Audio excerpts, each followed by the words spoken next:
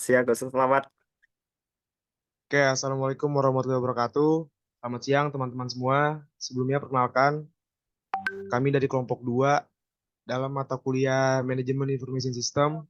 Pada kesempatan kali ini ingin mempresentasikan materi mengenai sistem informasi global. Sebelumnya, saya ingin mengenalkan anggota dari kelompok 2. Perkenalkan, saya Bintang dengan NIM 17106230053. Saya Diah Ratu Biapsari dengan NIM 17106230017. Saya Kandio Rahman Isaldin dengan NIM 17106230080. Saya Melanie Indriani dengan NIM 17106230061. Saya Okta Finandes dengan NIM 17106230020.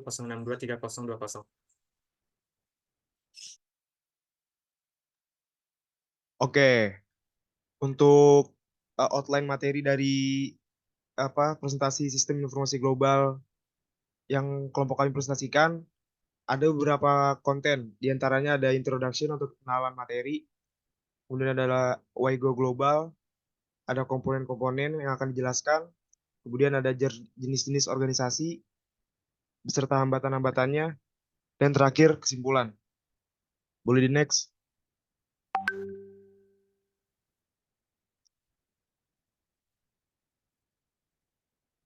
Oke, Global Information System atau GIS adalah sistem yang digunakan untuk mengumpulkan, menyimpan, menganalisis, dan menyajikan data geografi serta informasi terkait dari seluruh dunia.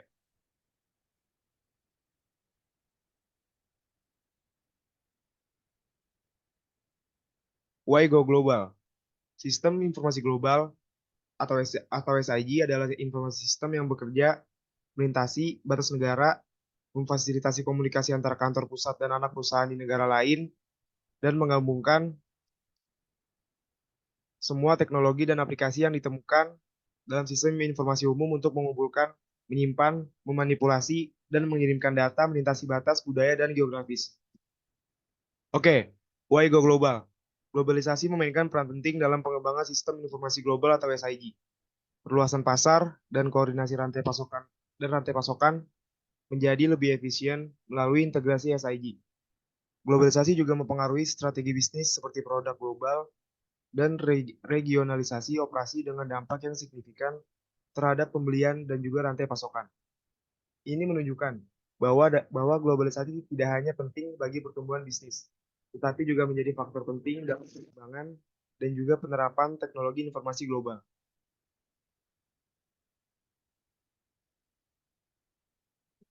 SIG dapat didefinisikan dalam dua dimensi. Yang pertama ada kontrol dan kedua koordinasi. Pengendalian terdiri dari penggunaan kekuasaan manajerial untuk memastikan kepatuhan terhadap tujuan organisasi. Boleh di next.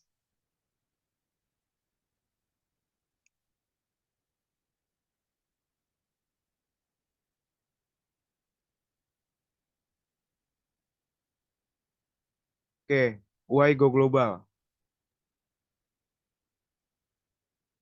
Oke, izin melanjutkan. Di sini ada why go global. Yang pertama ada kekuatan pendorong.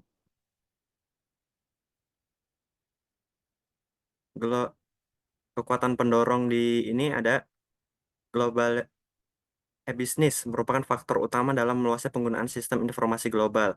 Ini mencakup transaksi yang mendukung perolehan pendapatan serta pembelian penjualan dan jasa. E-business memanfaatkan keunggulan dan struktur bisnis tradisional dengan menambahkan fleksibilitas yang ditawarkan jaringan. Yang kedua ada pertumbuhan internet. Saat ini internet telah meresap ke dalam kehidupan sehari-hari di seluruh dunia, dengan pertumbuhan tertinggi terjadi di Afrika dan yang terendah di Amerika Utara pada tahun 2000 dan 2019. Pada Maret 2019, jumlah pengguna internet global mencapai sekitar 4,34 miliar, dengan Asia sebagai wilayah dengan jumlah pengguna terbanyak. Dalam konteks pertumbuhan yang pesat dalam internet dan e-commerce, bisnis global perlu membuat situs web mereka lebih menarik bagi pelanggan di berbagai negara. Salah satu strategi yang digunakan adalah menerapkan lokalitas situs web, di mana perusahaan membuat situs web terpisah untuk setiap negara di mana mereka beroperasi. Oke, lanjut ada bangkitnya non-Inggris.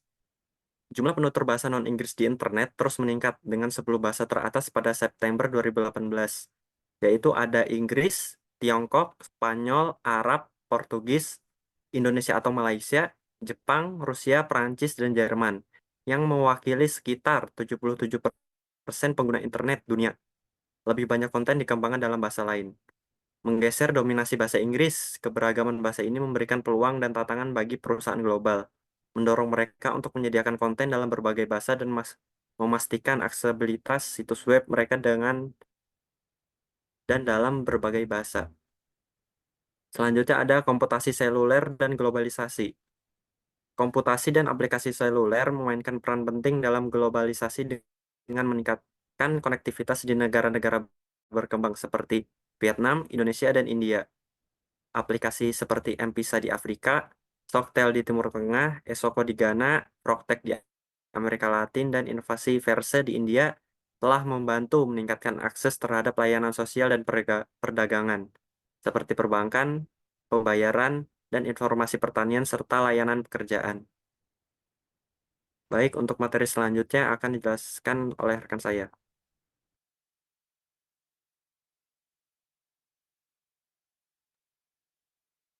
Selanjutnya ada komponen. Nah, komponen ini dibagi menjadi dua. Yang pertama ada basis data global dan yang kedua ada teknologi berbagi informasi. Nah, yang basis data global adalah tantangan teknis, terutama karena perbedaan karakter yang diperlukan untuk nama orang, dan tempat, serta perbedaan format yang diperlukan untuk nomor telepon dan kode pos. Sementara teknologi berbagi informasi, perusahaan internasional dapat menggunakan berbagai teknologi untuk terintegrasi. Perusahaan kecil mungkin melakukan outsourcing untuk memanfaatkan keahlian yang tidak tersedia di dalam perusahaan. Nah, teknologi berbagi informasi ini tergantung pada penggunaan sistem. Mungkin terdiri dari jaringan untuk email, entry data jarak jauh, audio, video, konferensi komputer, dan database terdistribusi. Fungsi utama jaringan ini adalah untuk memungkinkan penggunanya itu berbagi informasi.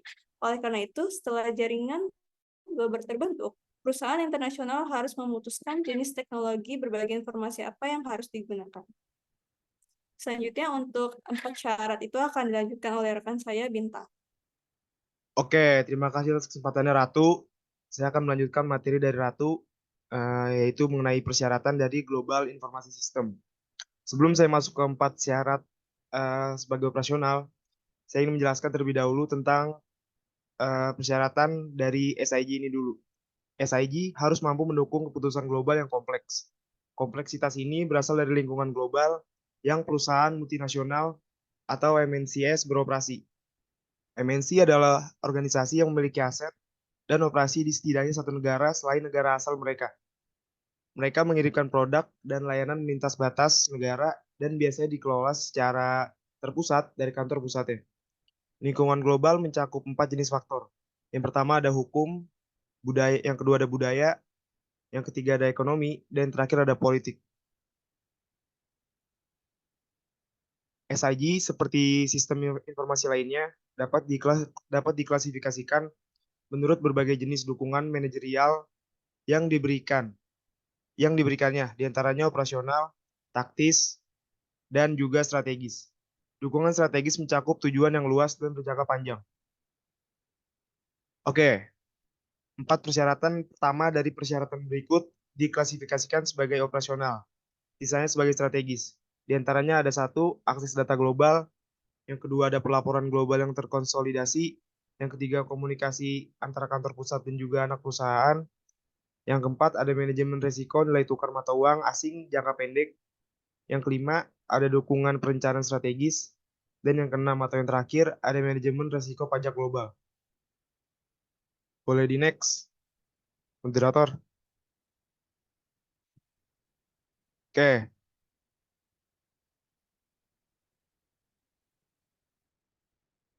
Untuk materi selanjutnya, saya akan menjelaskan mengenai permasalahan dalam sistem informasi global. Yang pertama, organisasi harus mengidentifikasi bisnis peluang di global pasar.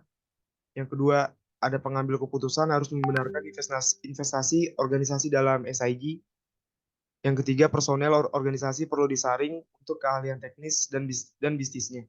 Yang keempat, migrasi ke SIG perlu dikoordinasikan secara hati-hati.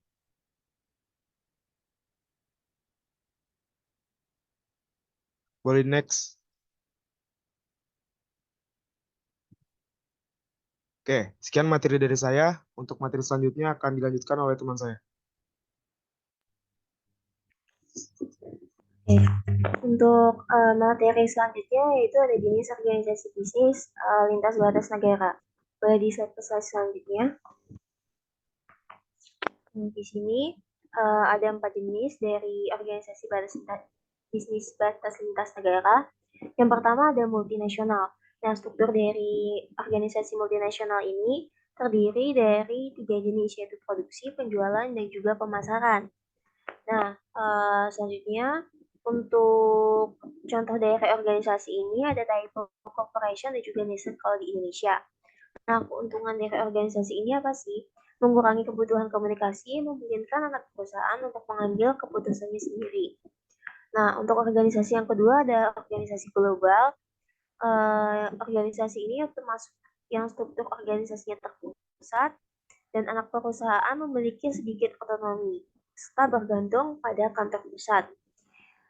Contoh dari organisasi ini ada McDonald, KFC, dan lain sebagainya. Untuk tantangan dari organisasi ini sendiri yaitu kesulitan integrasi untuk mengelola produksi, pemasaran, dan juga SDM atau sumber daya manusia. Untuk organisasi yang ketiga yaitu internasional.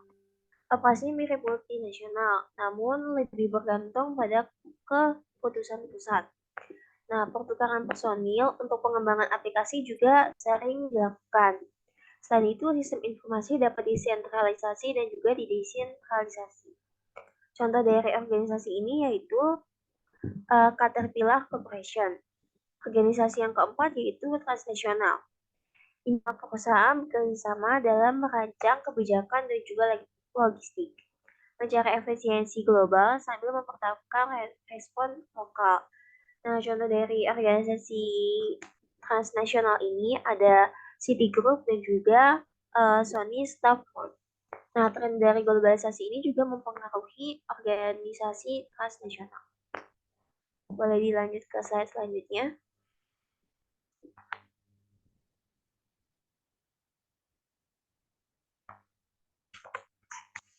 Nah, selanjutnya ada Global Information System.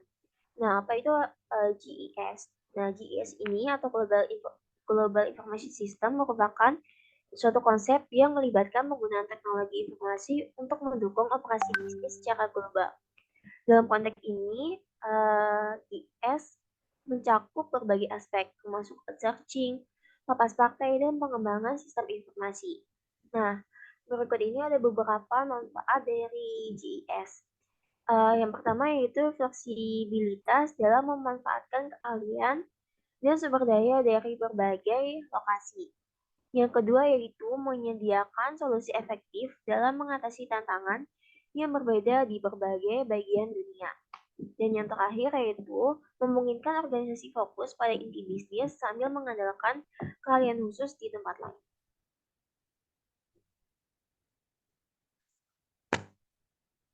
Untuk materi selanjutnya akan dijelaskan oleh teman saya.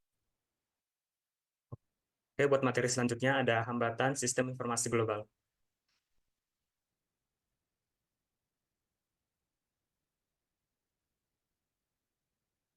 Hambatan sistem informasi global itu ada 5, yaitu yang pertama, kurangnya standarisasi.